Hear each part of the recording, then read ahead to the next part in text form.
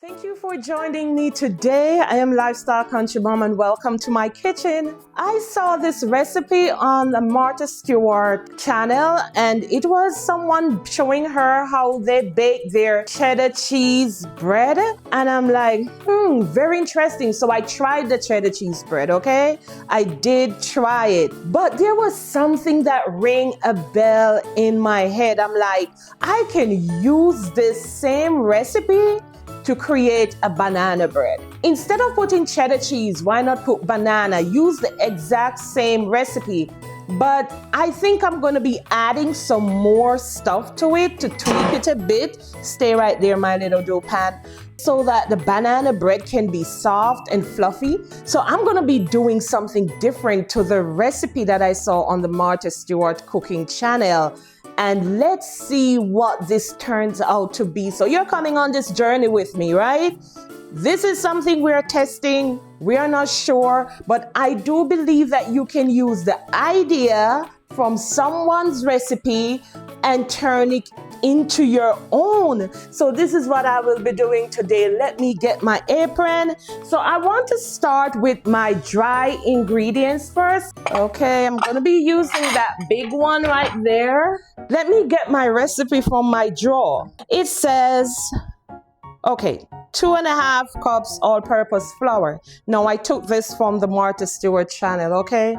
So I'm gonna get my 2.5 cups all-purpose flour. I'm going the traditional scientific way of softening the bread. Hopefully it tastes good. So let's see what happened. So we have the flour here and the recipe says 1.5 teaspoon baking powder.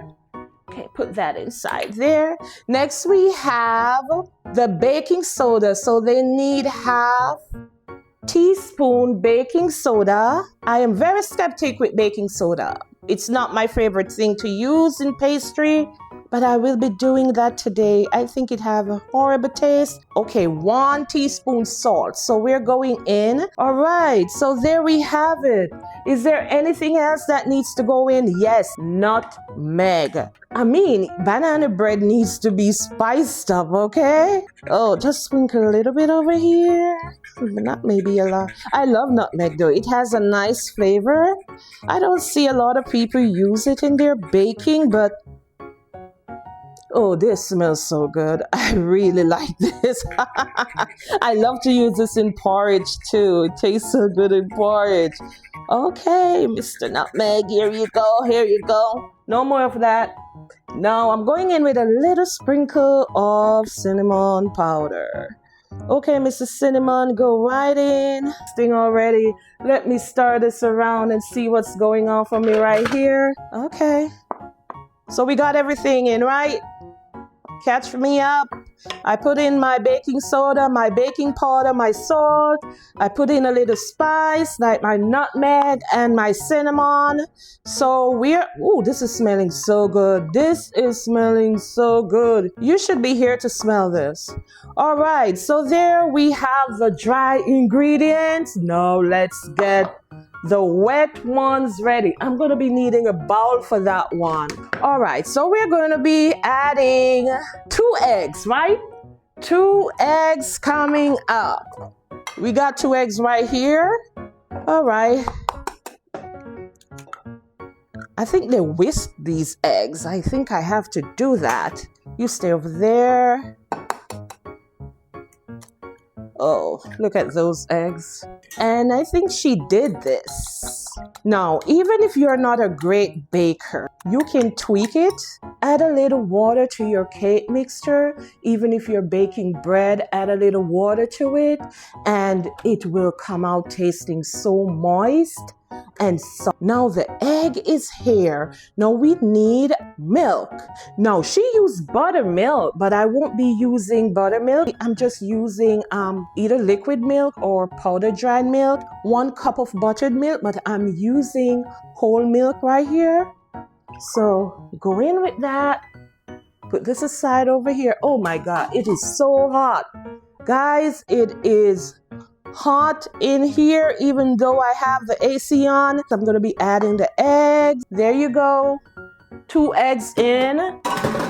Then we're going to be adding melted butter, tablespoons of melted butter. I have already melted the butter, so we don't have to do that. Let's go in with this. All right. I hope this really turns out to be a tasty banana bread, right? This is where she adds the cheddar cheese, the grated cheddar cheese, but I won't be using the grated cheddar cheese. I will be using bananas instead. So put this aside and let's get the bananas ready. Oh, perfect. This is perfect, guys. I told you this could be a drink. Oh my goodness, you should see the texture of this. You should see what this looks like. This is so thick and creamy. So this is how you get ideas from cooking. You look at what someone else is doing and you come up with the idea, oh, this is how it works. And cooking is not that hard. I see a lot of people out there who said, oh, I just can't cook. It is not hard. It's creativity. I hope I got everything right here. So I'm going to be adding the vanilla. So maybe a tablespoon of vanilla. This is so beautiful. I love talking to my recipes, guys, so don't mind me talking to my recipes. I hope you're enjoying this video, and if you try this, let me know what it turns out to be, because this is an experiment. I'm going in with a little cooking oil, and this is for softening.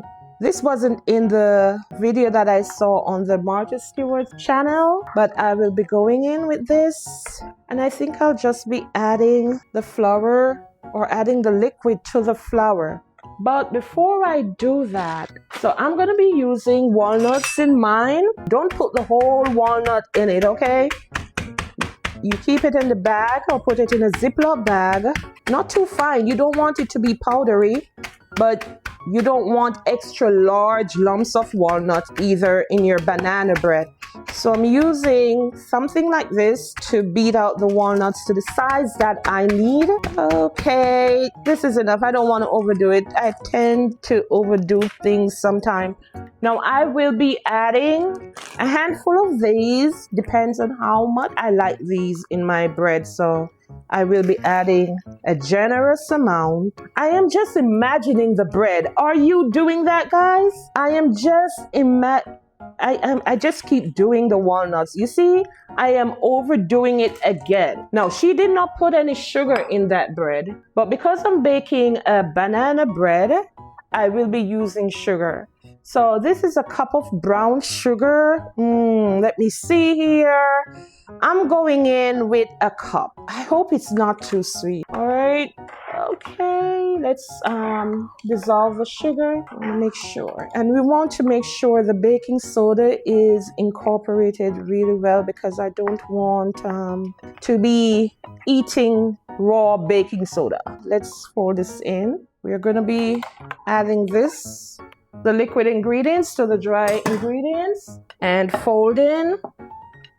It should have a very thick consistency. Be gentle here and you fold in, okay? When you're mixing any form of cake-like batter, you fold in like this. You come from the edges and you fold in to the middle. So let's fold this in. Make sure we don't have any loose, dry flour. So you preheat your oven to 350 degrees and you start. Okay, the color is a little light. Is this a color that the bread should have? But I guess as you bake it with the sugar, the brown sugar and all of that, it will get a little bit darkish. So let me just taste. Oh, this is so good. Oh my goodness, this is so tasty.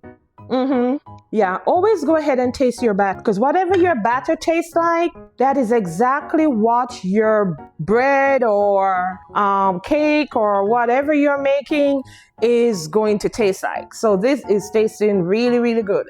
Remember when we were kids and mom would be baking or grandma would be baking, and we would actually ask for the bottom of the, like after she scraped it out in the pan, we would ask to if we could have the bowl so we could use our fingers to scrape and eat. Yeah, I remember that. Oh boy, I can remember being in the kitchen as a child, started cooking before I could reach a stove top. I used to climb up on a ottoman to actually get to the stove top. If my mom would go out and we are at home, we would have to make our own lunch. So I was like maybe 7 years old, and I remember climbing on the ottoman to get to the stovetop and making my own porridge. It taught me so much, and my cornmeal porridge was better than my mom's.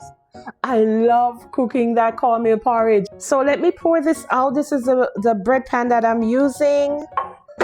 Is it too much for my bread pan? No problem. You can always use, let me move this out of the way so you can see what I'm doing. All right.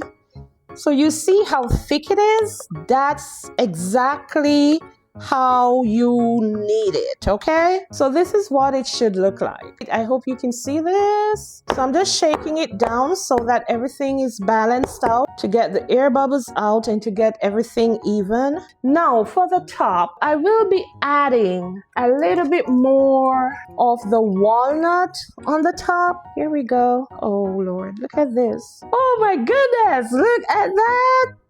Oh, look at that. So I'm going to just be shaking it down a little bit. So what I'm doing here, even though it's my first time baking a banana bread at home, I am using similar techniques that I know from baking other type of cake. So even though you are not a pro at baking one thing, most baking products, they have similar technique, and these are some of the little techniques that I'm using from my previous knowledge, and I'm taking it right here.